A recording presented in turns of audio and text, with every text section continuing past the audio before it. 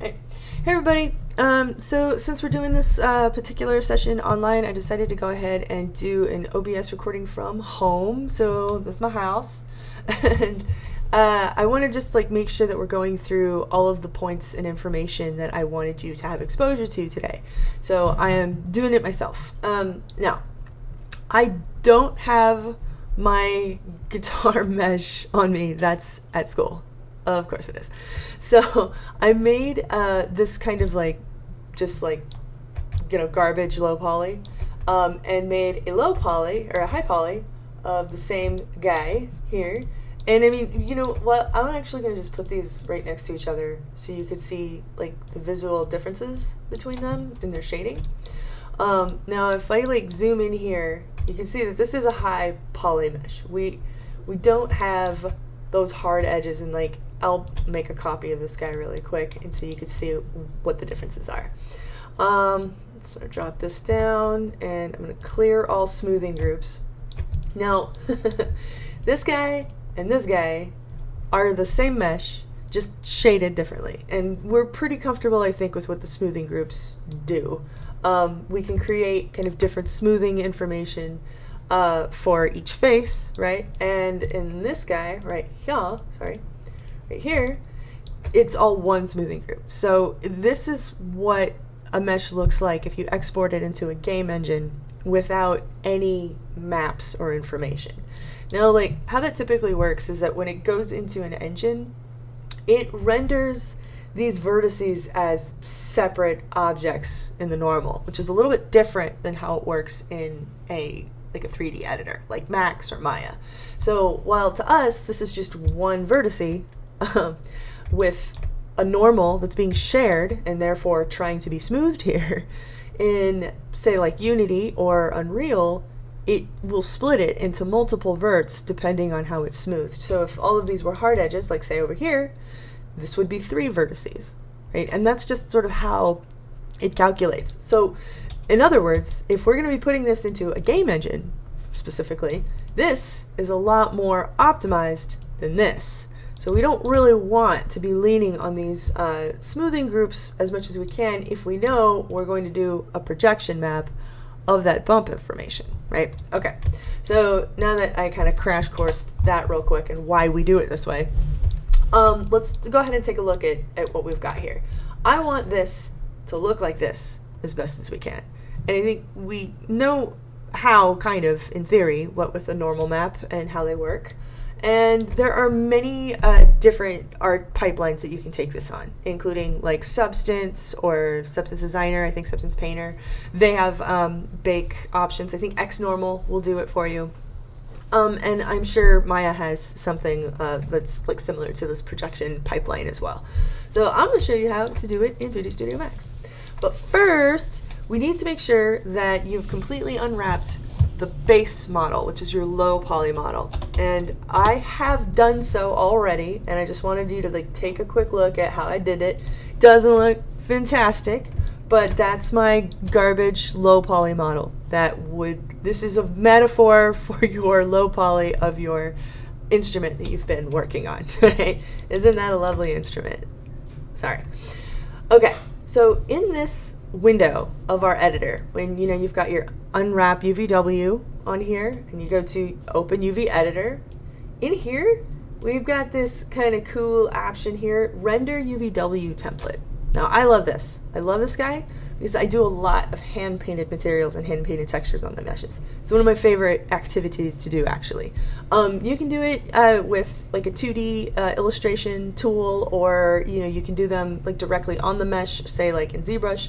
Maya, I think, has some vertex painting options, and also in Substance Painter. It's really fun.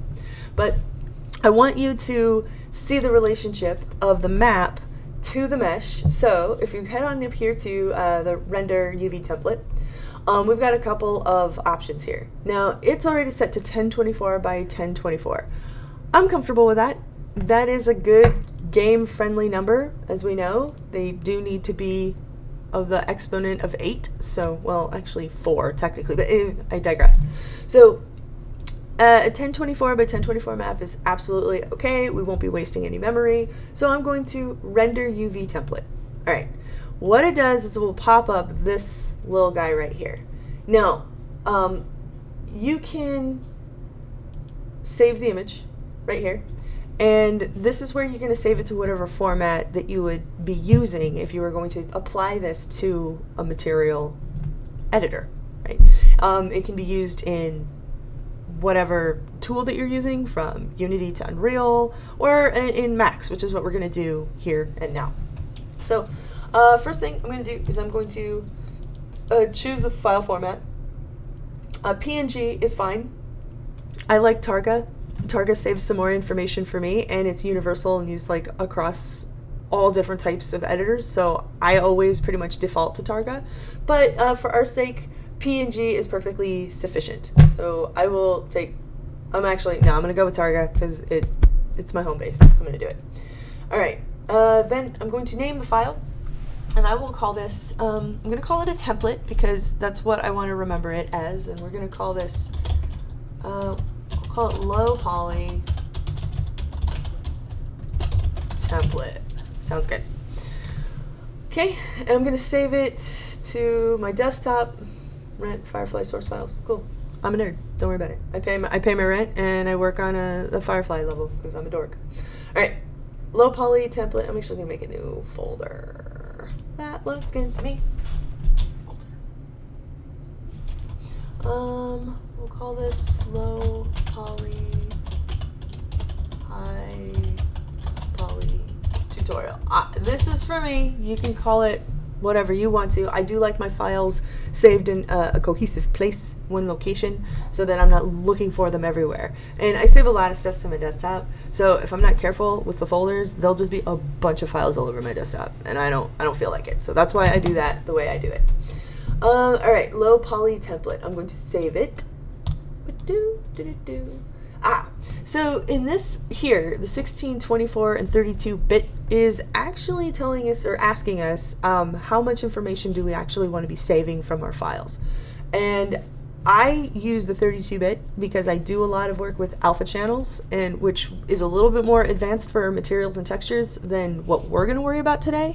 So as long as you are either 24 or 32, you will be fine for these next parts. I'm going to stick with 32 though. I like more in this case, and in the future, someday, maybe I can show you why. All right. Okay, so click OK, let it think. All right. And that should be all good. I'm going to just kind of close all this information out. I'm going to collapse my information here as well. I don't need that anymore. But I did make that texture map. So I want to apply that texture map to my low poly model. I'm going to do it. It's happening.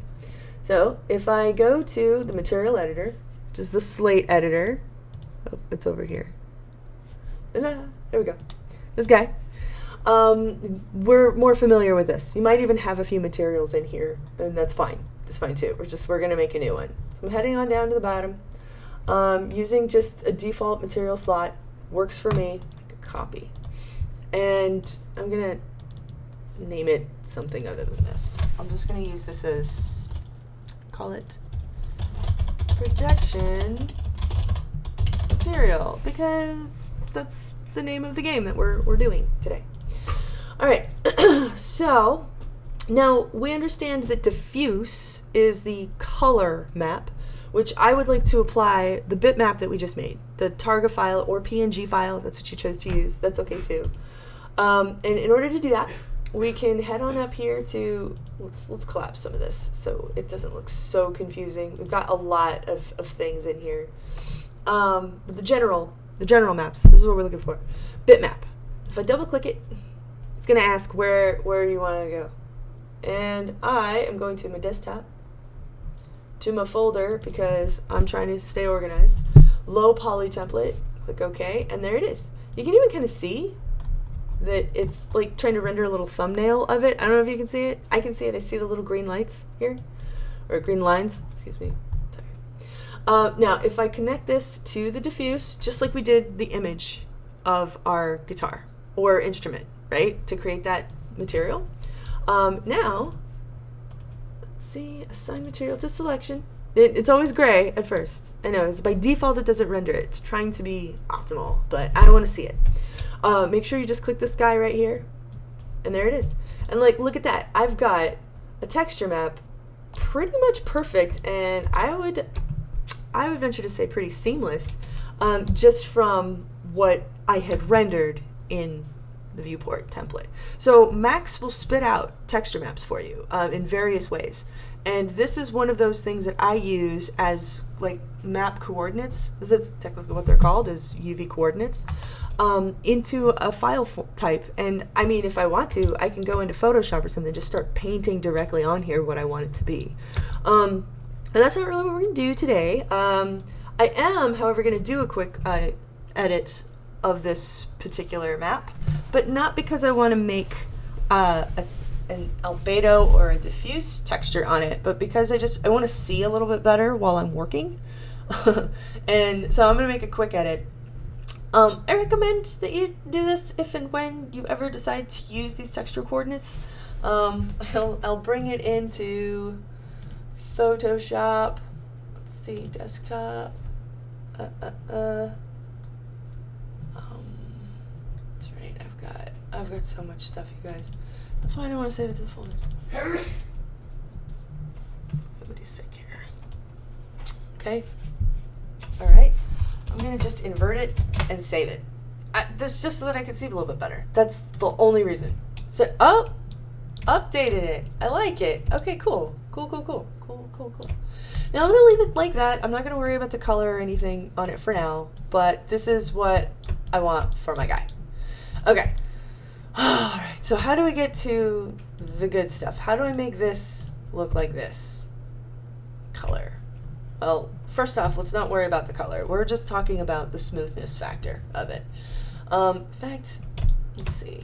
Maybe it would be better to just remove this link right here. All right, let's do that. And I'm gonna apply same color on that so that we can keep them 1-to-1. Yeah, that's what I want to do. I'm going to change my mind. I'm sorry.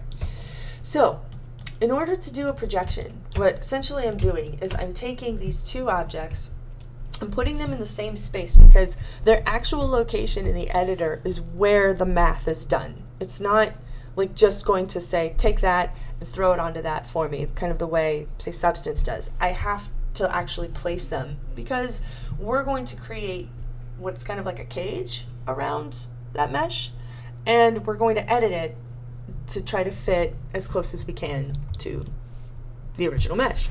And all right, rather than try to explain it, I'll just show you the thing. So first off, I would recommend that you place these objects at 0, 0, 0. And if you're finding it hard because perhaps your pivot is not like very accurate, you can edit the pivot right here, effect pivot only. If you select both objects, you could center to the objects, which if your high poly and your low poly match very well, would work just fine. If your high poly and your low poly are not like matching in how much space they're taking up in their volume, right? You'll have other issues anyway. So you'll want to make sure that your low poly and your high poly are looking very close as you can get it to the original size, without losing like that silhouette. You want that silhouette to be like as 1-to-1 as you can, right? A little bit is going to be okay. Like you can even see that clearly here I've got some weird kind of Z fighting happening here. That's okay because that's not how we're going to leave it. It's just because they're sitting on top of itself. So let's start off by just making sure that your pivot and the objects are on top of themselves. They're on top of each other. That's what we're looking for. That's perfect. And now what we're going to do is we're going to make sure that we have the correct renderer assigned. So a renderer is the type of tool that Max is going to use to simulate or replicate like light in whatever the output is. For us, it will be a texture map. Sometimes that is literally a render of the scene from a camera. Either way, the renderer has a lot of different settings. So what you want to make sure you do is under render setup, make sure that you have under assigned renderer, NVIDIA Mental Ray setup. So you can edit this. By clicking on this, you should have a few different types of renderers. Scanline is the default. iRay is not what you want, but it looks like V-Ray. You want Mental Ray, and it's not listed here for me because I've already got it assigned. So it's like a weird bug. Don't worry about it. Just make sure that it's the Mental Ray, which should come with 3D Studio Max. If it doesn't, let me know, because I will have to change how we move forward. I'm actually concerned now that the school computers may not have this proper setup. So let's just operate under the assumption that it does, and it'll be fine. Okay. All right. So once your render settings have been set up and you've made sure that your NVIDIA Mental Ray has been selected, we're going to apply a render to texture on it. We can apply a projection onto our low poly, and you want to make sure it's the low poly that's selected, not the high poly, in the modifier list, or we could use the render to texture menu, which will do it for us. Both ways will work, but let's go ahead and start with the render to texture menu. Now, I hit it by clicking, the 0 on the top keys of your keyboard, not your number pad, but the top row of numbers. You hit 0, and render to texture should come up. Otherwise, it's around here somewhere, but I honestly don't remember where it lives, so I can find out for you later. Okay. So now that I've got the render to texture set up, first thing it's showing us the very top. You might see a few different things here. Oh, sorry. You might see a few different things here, and there's a lot that we could look over. Don't worry about everything right now. We'll go through like what you need to know. The path. Let's skip existing files. That I'm checked. The path is where you're going to be saving the file that you're rendering. So it's set up to desktop for me. I don't want it in the desktop though. I want it in my folder that I made. So that's where it's going. Cool. Works for me. We'll scroll on down a little bit here. Select object setting, low poly. That's the one I want. Projection mapping. Now we're talking. If it's not already clicked enabled, mine might be because of previous times I've used this, just click enable right now and these other things will start to pop up. If you head on here, no projection modifier, that's not true. We want a projection modifier. That's the modifier that we would normally put up here. We could do it on our own, but I'm going to do it here and it will do it for us. So if I click pick, what it is asking me is, all right, for the projection that we're going to do, what do you want us to be using as a reference for our projection? We've got the low poly selected. That's what we're applying it to. We're applying a projection to the low poly. So it needs something to throw in its little math equation. So in order to do that, we need to tell it what we're using. And so I'm going to use the high poly because obviously for you it might be your high poly portion of the body of your guitar, and we're just talking about the body of your instrument. We're not talking about all the individual little pieces yet. So we'll click on high poly, click add, and oh voila, I've got this like little box around my map. That's a pretty okay box, but you'll notice that like it's trying to do some stuff and maybe lining up a little funny. Let me look at the left.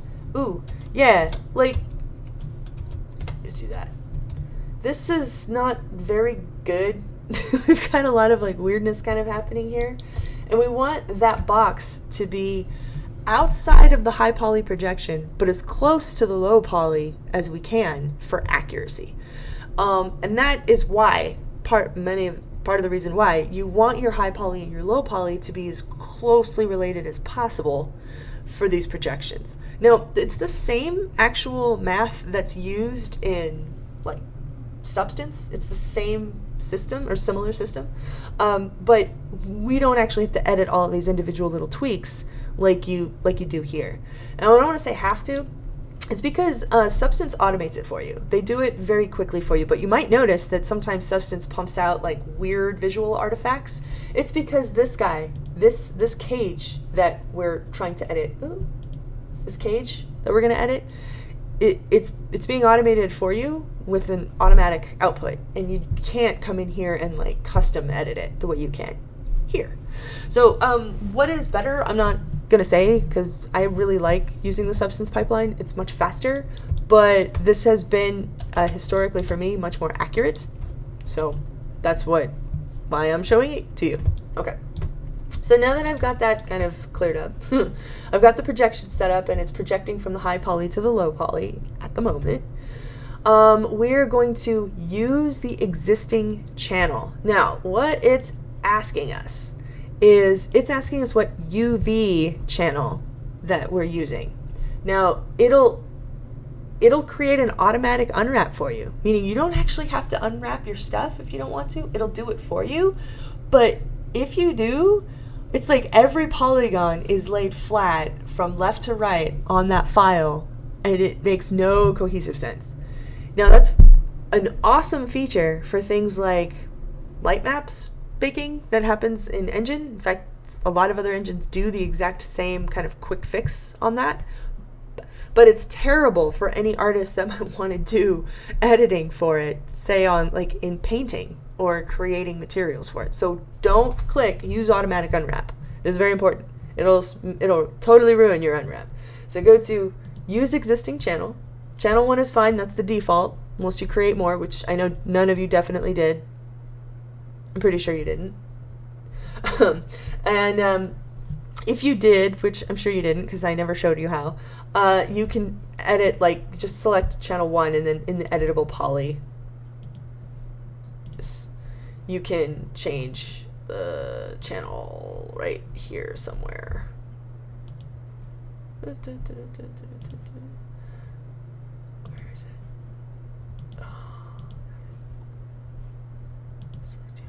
No, I actually think it's in the, never mind, it's in the UV edit part. It's fine.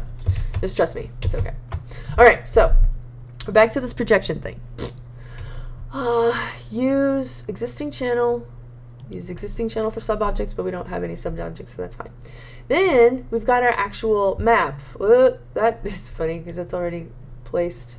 Where's the texture? Here, you probably don't see anything. That's closer to probably what you see. What it's asking for is what type of map that we want to actually be spitting out. So I want the normal map. That's all I'm really worried about because that's what the high poly is to me. It's just a baseline for my normals. So I go to add. There should be a list of map options. Normal map is right now. If you do not see normal map, it's because the renderer that you've selected doesn't support it. And so we need to make sure that you've got the right renderer selected in the render setup. Okay, so we're going to add, I'm going to do the normal map. And I also really like this ambient occlusion map. Ambient occlusion's real good. I like it. But we'll just worry about normals right now. Add element. Now it defaults to 256 by 256. We're going to leave it there for now because we're going to do a couple of test renderers. And the higher the map, the longer that takes. And I think you know exactly how sad those computers are in N209. So don't worry about making this the correct size just yet. I'll show you why, so we can keep this quick. This is where you could select that map size. Don't do it yet. And save source. This is fine. All of this is okay. All right. Okay, so I had actually missed a setting when I tried to render it just a second ago. So I'm going to show you again like how that works. If you go to render to texture and you've got your projection map on, and this is all we're just checking just to see like what it does. We click render. We should get a little preview thing here. If you don't see this, which wasn't showing up for me a second ago, it's because I did not have rendered frame window clicked on. So just make sure that that part is clicked on and you are good to go. This does not look fantastic though as far as what we wanted to for our actual normal map. So I'm going to close that out and I'm going to go over what this guy is, this cage that we have going on here. Now what it essentially is sort of a replica of your low poly. But this data is the projection, direction by the normal on what we will be referencing for our high poly to create a map out of. So In other words, the TLDR is you want this to be as close as you can to both of these objects, because the further away it is, the less accurate it becomes. And if it doesn't encase all of the high poly, it won't actually render any information. So we need to kind of get in here and have a little bit more control over this guy. So if you go into projection and then click cage, this is where we can actually edit the cage. We'll scroll down here to cage. I'm going to turn on shading. I like shading. I can see it a little bit better for me. You could work any way you want, but when it's shaded, what I can do is I can tell really easily when something is not outside of that box. So I like shaded to be on. Next is I'm actually going to reset this projection. I don't like how it automates. It's very similar to how Substance will do it. It's a very quick projection for you, but it's not very accurate in my opinion. So I'm going to come in here and edit this manually. Shaded on, head on down to auto wrap, click reset. And it just will set it to exactly where the low poly is. But you might notice that that's not kind of ideal. If we look real closely to some of our more, we'll say articulate sections, we've got it like completely behind the high poly. So let's actually see what happens when I render it from here. Hello, sun. Sun's out. Render. Cool. Didn't seem to do much of anything. You are picking the high poly, right? Yeah? Oh. I don't think I had that set up right. Weird. Okay, well, we'll try that again. Render. Oh! Woof! Okay. All that red is information that is completely missing. And that is not good. Now, what's kind of interesting is the part that I did edit is looking kind of clean. I did pull that out there. Everything else looks like crap though. So let's start over with this projection. Don't want that. I'm going to reset it. And then I'm going to click this little push option here. Push is nice. Push amount. Just what I'm doing is it's very similar to the push modifier that we edited before or used before in our room. But I'm going to just kind of like give it a little bit, give it a little love. Now, very slowly and very carefully, you can see it getting bigger or maybe smaller. Did I do it wrong? Oh, I might have done it wrong. All right, let's reset it again. Push, push, push. There we go. Ah! I like to just push it until all of the edges are, my cat being an asshole, all of the edges are outside of the high poly, right? Okay, so I will render it again and see how much red we've got. Ooh, a lot less. I'm actually quite pleased with that. Oh, look, and it's trying to render the normal there too. Don't worry, it's not actually applying it to a material or anything. It's just showing in this preview. So there's nothing to worry about. I could say that this area right here needs a little attention, and this guy right here, which is, if I'm not mistaken, this section right here. So I will push you a little bit. And this, I am going to pull out.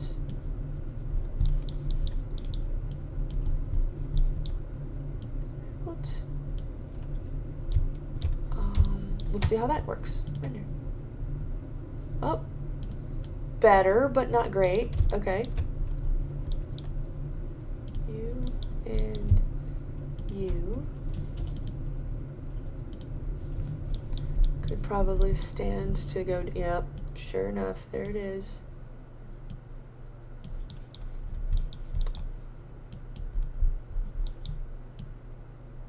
Okay, let's try that again. Render. Better. Better, better, better. Don't know what's going on with that. Alright, so I'm going to select everything, just give it a little push, a little more. Render again. Okay, so that didn't completely eliminate it, but we are really, really close. That's this guy right here. Oop.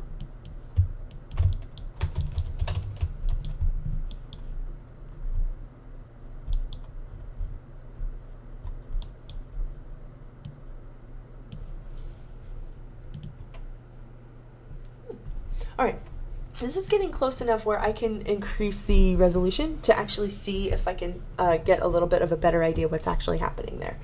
So now that I've gotten most of the heavy lifting done with a low res render, because we want to be kind to our render time, I'm going to increase the resolution from 256 to 512.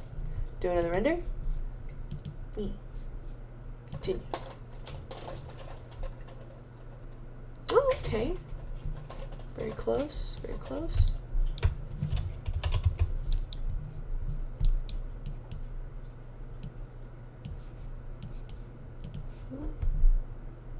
Let's play that again. It's fine. It's asking if I want to save over the previous file. I do.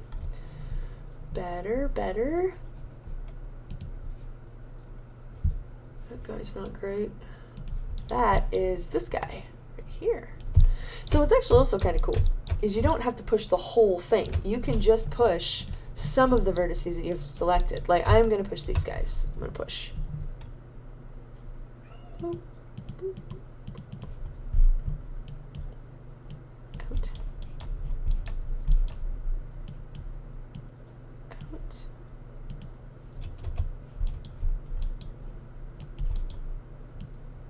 Out.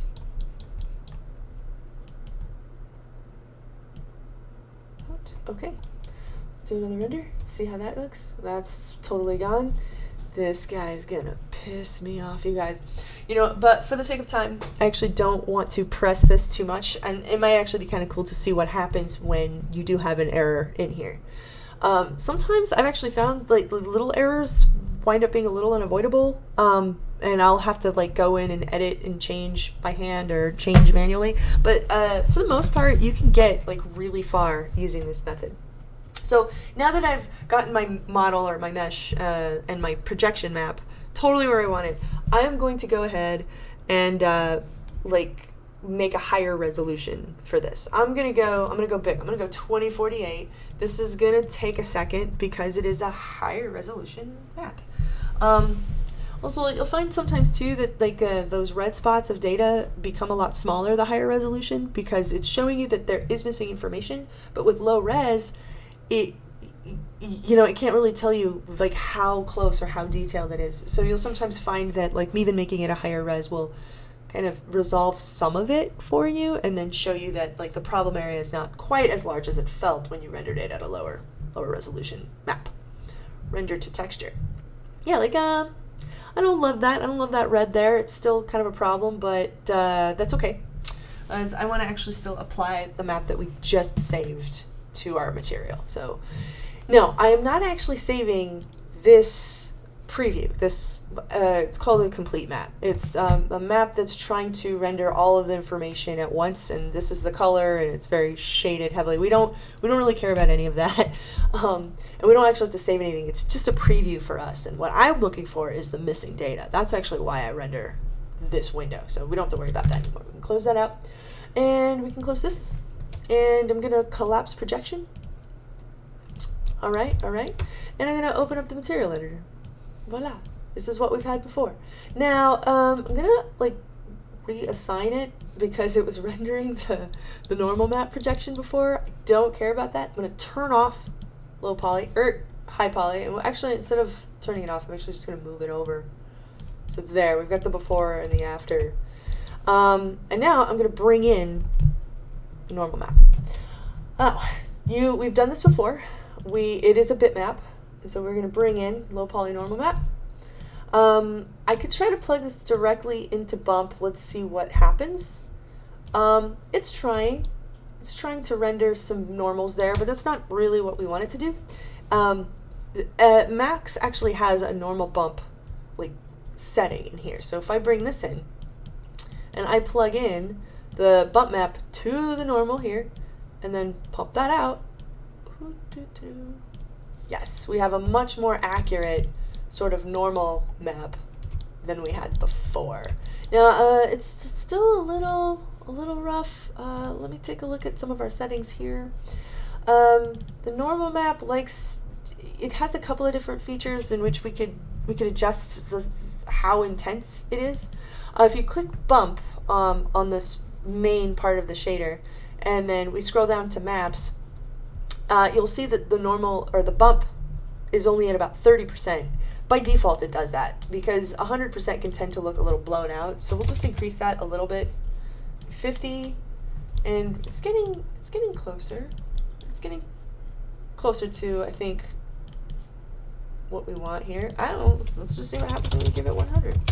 Oh, it's pretty close, actually. Hey, look at that.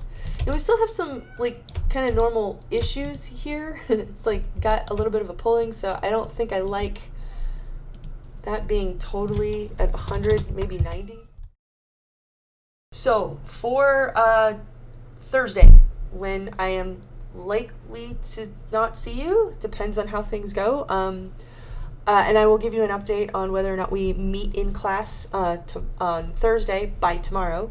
What I would like for you to do is try to get your base body of your mesh for your guitar through these steps, through these stages. Make sure it's unwrapped, apply the projection to it, and then try to get the normal material part on the Slate editor.